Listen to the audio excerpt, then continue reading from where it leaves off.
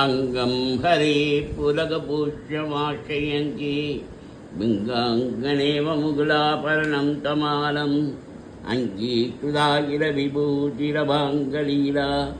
माङ्गल्यतास्तु मम मङ्गलदेवदायाः मुक्ता मुहो विदधि वदने मुरारे प्रेम्णत्तपाप्राणि विदानि कदा गदानि मालादशो मधुगरीवमोद्बलेया शामेष्यं दिशसागरसम्भवायाः आमीलिताक्ष्यमधिगम्य मुदा मुकुन्दम् आनन्दगन्धमिमेशमनङ्गतन्त्रम् आकेकलस्त्रिजनीतिकपद्मने भक्ष्मनेत्रं बुद्धै भवेन्मम जङ्गशयाङ्गनायाः बाह्वन्तरे मदिजस्य औस्तुभेया हारावरीवहरिनीरमयि विभाजि कामप्रदा भगवदोऽपि कटाक्षमाला कल्याणमावहृदि मे कमलालयाय कालाम्बुदालिलजोऋषिगैरबारि धाराचरेश्वरितियाचरिजङ्गनेव माधुसमस्तजगदां मरणीयमूर्ति भद्राणि मे दिशतु भार्गवनन्दनाय प्राप्तं पदं प्रथममदकल्पभावान् माङ्गल्यबालिमधुमादिनि मन्मथेन मय्या बधेत्तधियमन्तमीक्षणार्थं मन्दालशं च मुखरालयकन्यकायाः विश्वामशेञ्च विभ्रमणादिदक्ष्यम् आनन्दहेतुरधिकं मुरभिष्टिशोऽपि ईशन् निषीदमैक्षणमीक्षणार्थम् इन्दीवरोदरसहोदरमिन्दिराय ईशाभिषमदयोऽपि ययाजयाच्च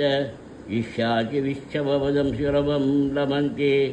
यश्चिपश्च कमलोदर्जिपिजिषां पुष्यं ईशममुष्करविश्वराय दध्याज्यानुभवो नो दिविनाम्बुदारा मस्मिन् किञ्चन विहङ्गशिशौ विशन्ने दुष्कर्म कर्म बन्धनीयचिराय दूरं नारायणप्रयणिनी नयनाम्बुवाः श्रीदेवदेविकरत्वजसुन्दरेति शाकम्भरेशेखरवल्लभेति शिष्टिप्रयगेति संसिजाय तस्यै नमस्तु नैग्रोष्टञ्जै शिष्टै नमोस्तु शुभकर्मफलप्रसूत्यै अत्यै नमोस्तु रमणीयगुणार्णवायै शक्त्यै नमोस्तु सद्भक्तिनिकेतनायै बुष्यै नमोस्तु पुरुषोत्तमवल्लभायै नमोस्तु नारीगणिवनायनायै नमोस्तु दुग्धजन्मभूम्यै नमोस्तु सोमामृतसोत्सरायै नमोस्तु नारायणवल्लभायै नमोस्तु हेमाम्बुजपीलिकायै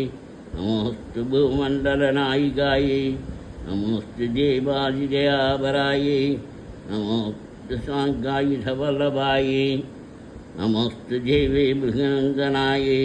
नमोस्तु विष्णुविशिष्टायै नमोस्तु लक्ष्मी कमलालयायै नमोस्तु दामोदरवल्लभायै नमोस्तु गान्धी कमलेक्षणायै नमोस्तु वृत्यै भुवनपशुत्यै नमोस्तु देवादिविरक्षितायै नमोस्तु नन्दात्मजवल्लभायै संवत्कराणि सकलेन्द्रियनन्दनानि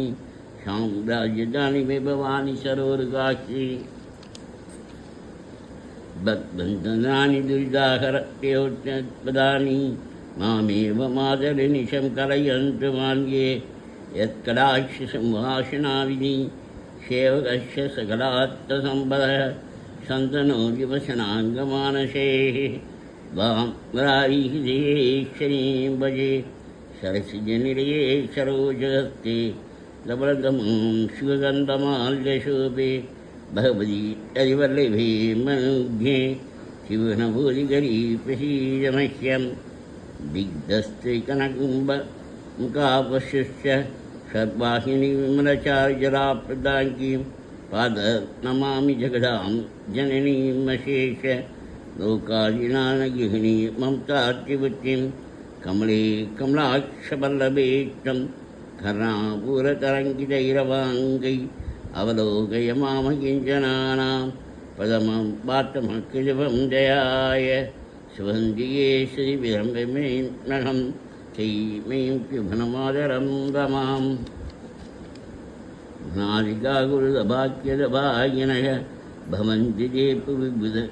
बाबिदाशायाः